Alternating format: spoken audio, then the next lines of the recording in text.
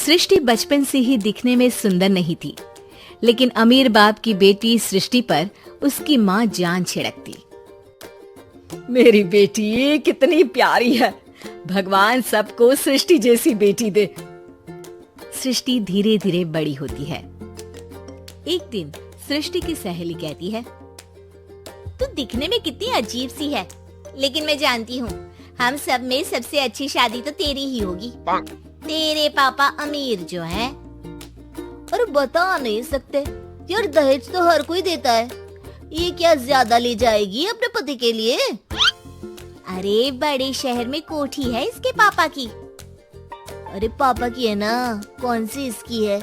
इसकी होती तब तो कोई भी लड़का इससे शादी कर लेता। अरे पापा की मतलब पापा की है तो मेरी ही है ना? किसने कहा? अब तेरी तो तब होगी ना जब तेरा भाई ना हो। वैसे भी शादी के बाद सारी प्रॉपर्टी भाई के नाम होती है। सृष्टि समझ जाती है कि उसे किसी भी हालत में माँ बाप की सारी प्रॉपर्टी को अपने नाम करना है, लेकिन कैसे? एक दिन सृष्टि का भाई शीनू कहता है, बहन क्या कर रही है? तुझसे एक बात करनी है। अरे हाँ करना, मैं तो तेरी बहन हूँ। बहन मेरी लाइफ में ना एक लड़की है, बहुत अच्छी है। मैं सोच रहा हूँ माँ और पापा से बात करूँ शादी के लिए। सृष्टि को समझ में आ जाता है कि भाई की शादी होते ही भाभी उसे एक दिन भी घर में बर्दाश्त नहीं करेगी। क्या बात है भाई, बताना कौन है वो? यार वो बहुत अच्छी लड़की है, पढ़ी लिखी है, मेरे साथ जॉब भी करती है। बस एक प्रॉब्लम है। प्रॉब्लम? क्या प्रॉब्लम है भाई? यार वो शादीशुदा है, लेकिन उसके पति ने उसे सिर्फ इसलिए छोड़ दिया क्योंकि उसके माँ बाप दहेज नहीं दे पाए। सृष्टि ये सुनकर न जाने क्यों खुश हो जाती है। अरे भाई तो क्या हुआ, लड़की तुझे तो पसंद है ना? शीनू को लगता है कि बहन उसे समझ रही है। वो इस बात से अनजान होता है कि उसकी बहन की मंशा पूरा घर हड़पने की है।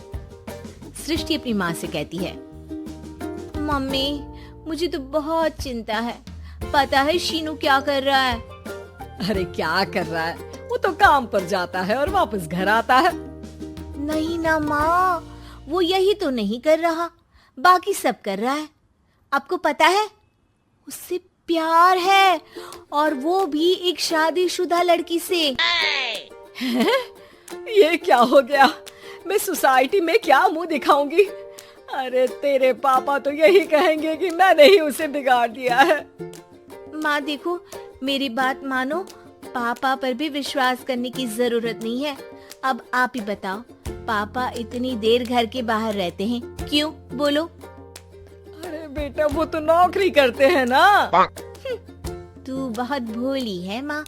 पापा का ऑफिस तो 7 बजे खत्म हो जाता है, लेकिन देखो कितनी देर से आते हैं। अरे नहीं बेटा, ऐसी कोई बात नहीं है। सृष्टि माँ को एक औरत से बात करते पिता की फोटो दिखाती है। देखो माँ, कैसे हैं पापा? मैं ना कहती थी कि पापा सही नहीं है। मैं तेरे पापा से बात करूंगी, दे फोटो मुझे। ओ माँ, वो तो डिलीट हो गई। लेकिन चल, तूने तो देख लिया ना। पापा से बाद में बात कर लेना, और हाँ, मेरा नाम बिल्कुल मत लेना। हाँ माँ। अब क्या था, सृष्टि के माँ और पिता के बीच झगड़ा होना शुरू हो जाता है। सृष्टि के मन में क्या चल रहा था कोई नहीं जानता था। एक दिन माँ, सृष्टि के लिए एक लड़का देखा है, वो लोग शाम को उसे देखने आने वाले हैं। और हाँ माँ, एक खुशखबरी, मैं और पापा मिलकर एक नया बिजनेस ट्राई कर रहे हैं। शाम को लड़का आता है, सांवले रंग का। सृष्टि को तो बिल्कुल भी पसंद नहीं आता। लड़की की माँ कहती है, लड़की का चेहरा तो कोई खास नहीं, लेकिन अगर मेरे बेटे को आप लोग सेटल कर दें तो मैं उसकी शादी आपकी बेटी से करवा दूं। सृष्टि को लड़का बिल्कुल पसंद नहीं था। उसे भाई पर गुस्सा आ जाता है। लड़के वालों के जाने के बाद कहती है, माँ देखा, शीनू मेरे लिए कैसा लड़का लेकर आया, न दिखाने लायक न सुनने लायक, सेटल भी नहीं, वो भी हम करे। अरे माँ, मैं जानती हूँ ये मेरी शादी किसी भी घर में क्यों करवाना चाहता है। अरे कैसी बात कर रही है बहन, तूने तो देखा ना, लड़के को मैंने ही मना कर दिया तुझसे शादी के लिए। जिसने लड़का बताया था उसने उसकी बहुत तारीफ की थी। बात आई गई हो जाती है, लेकिन सृष्टि का मन शांत नहीं होता। क्या करूँ, कुछ समझ में नहीं आ रहा। मेरी शादी हो गई तो ये लोग पूरी प्रॉपर्टी शीनू के नाम कर देंगे, मेरे हाथ तो कुछ लगेगा ही नहीं। तभी सृष्टि को आइडिया आता है। वो किसी वकील को फोन करती है। जी देखिए, अगर आपके मम्मी पापा का तलाक हो जाता है तो आपके पिता की आधी प्रॉपर्टी आपकी माँ के नाम हो जाएगी, फिर उसे वो किसी को भी दे सकती है। सृष्टि अब माँ को बेटे के खिलाफ भरती है। माँ, शीनू पर नजर रखा करो, वो जिस लड़की के प्यार में है ना वो शादीशुदा है। यहाँ आएगी, सारा पैसा, रुपया, जमीन, जायदाद सब हड़प लेगी। पापा का भी हाल तुमसे छुपा नहीं है। ऐसा ना हो कि मैं और आप एक दिन सड़क पर भीख मांगे। हे भगवान, मैं तो जीते जी मर जाऊंगी अगर ऐसा हो गया तो। ऐसा हो गया नहीं माँ, ऐसा ही होगा।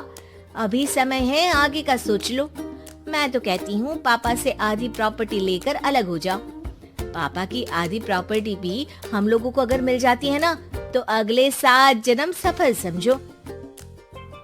बेचारी माँ बेटी के कहने पर पति से तलाक लेकर अलग हो जाती है।